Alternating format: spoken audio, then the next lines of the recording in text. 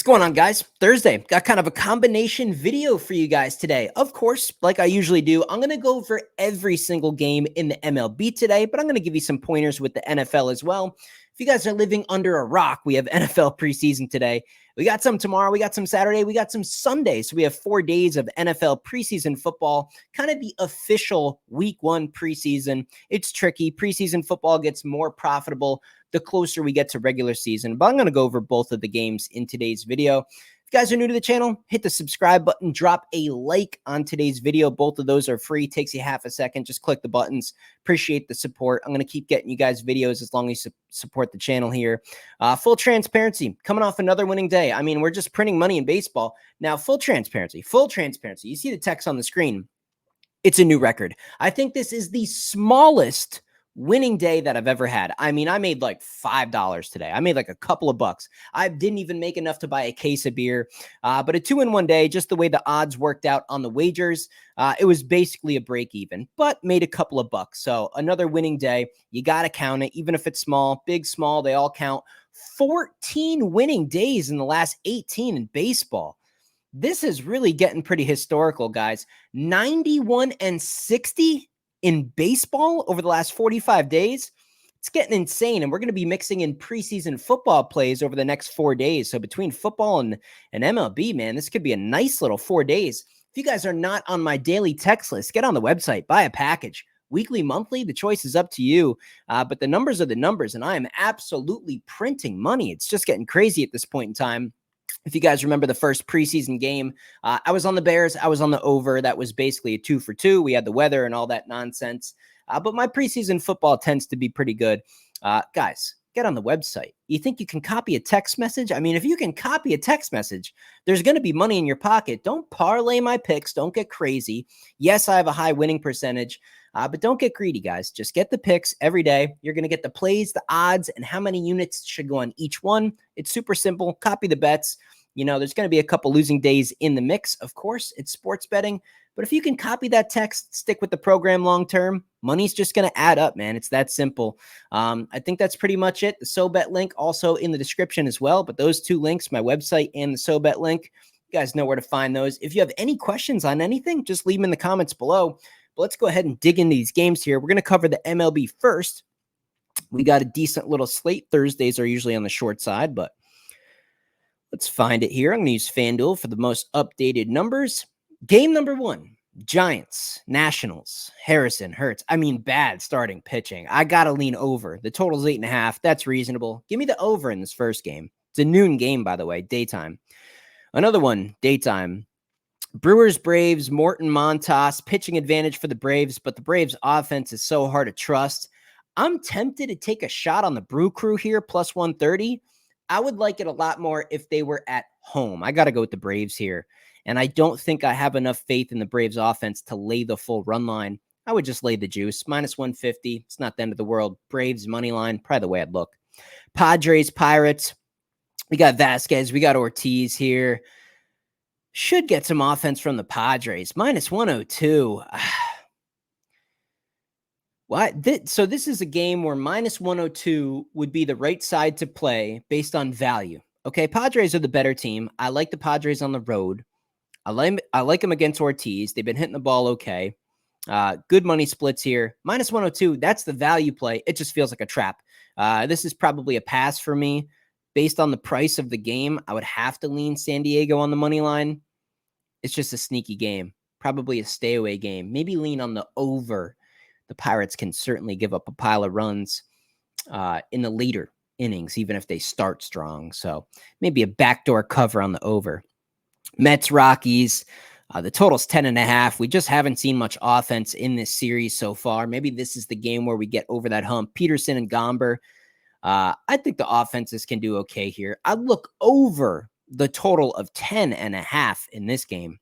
Reds, Marlins, Hunter Green, Tyler on the mound, starting pitching advantage, significant for the Reds here. Is that enough, though? I mean, Reds minus almost 200. Really? The Cincinnati, are we serious, people? The Cincinnati Reds, I don't care if they're playing the Marlins, the White Sox. I don't care.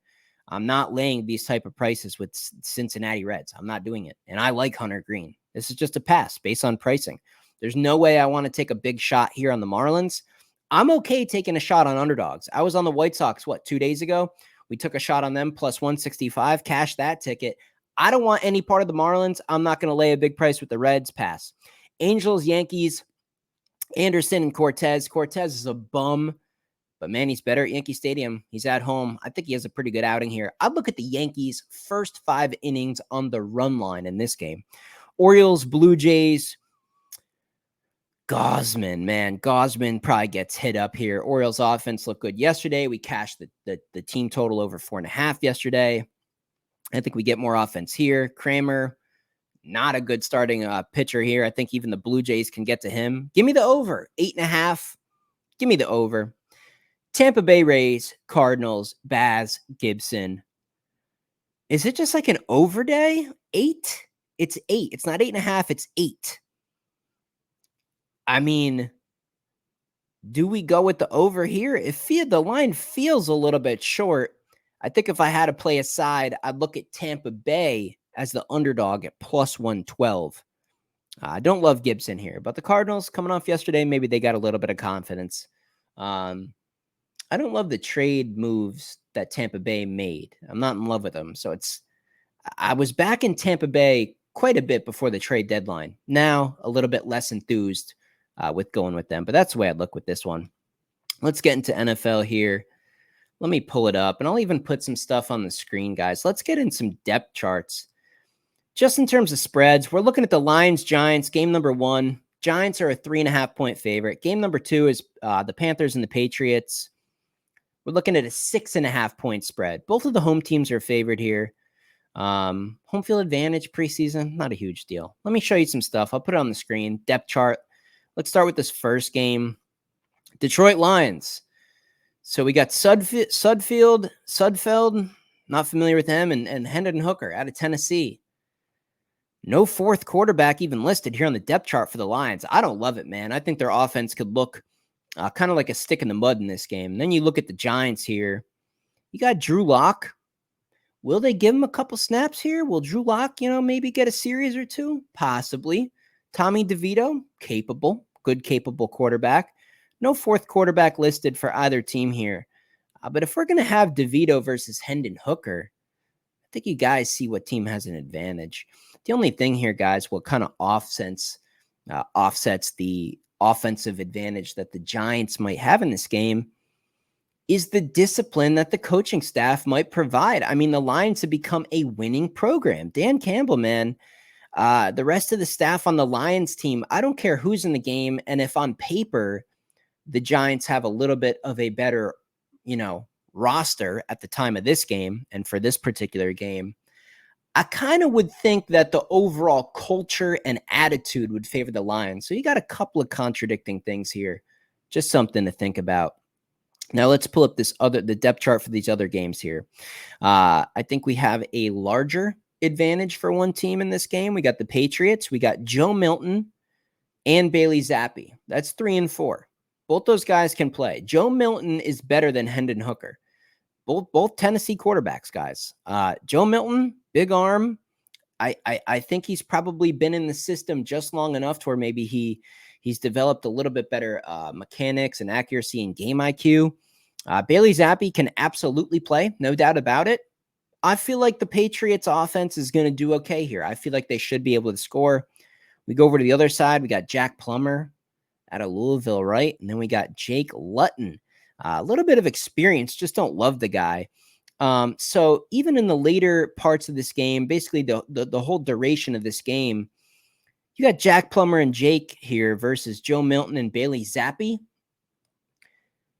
Is it worth a 6.5-point spread? That's a decision you guys are going to have to make, but we definitely have an undeniable quarterback advantage on the Patriots here.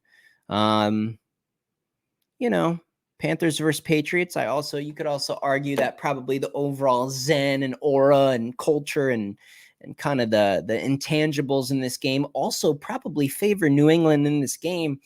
It is a 6.5-point spread. I mean, you're talking about a preseason game here, week 1, where a team's got to cover a full touchdown. Generally, I would say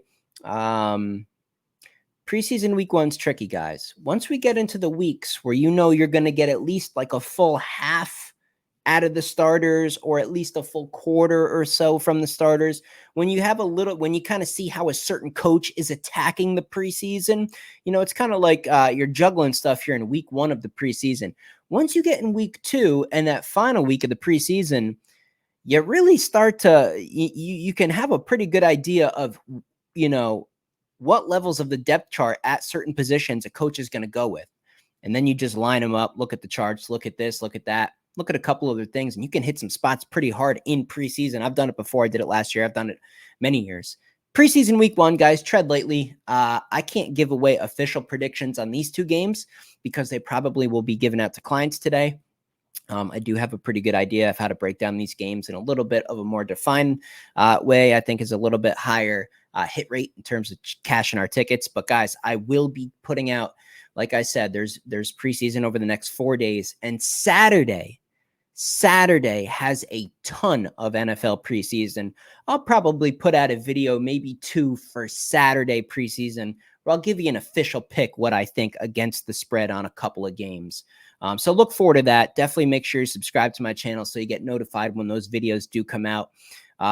And anyway, if you're new here and you see the numbers, or you're new to the numbers, read the numbers, read them again, read them 3 times. One of the best in the sports betting industry. It's not up for debate at this point in time. We're going to dominate football. Guys, it's August 8th right now.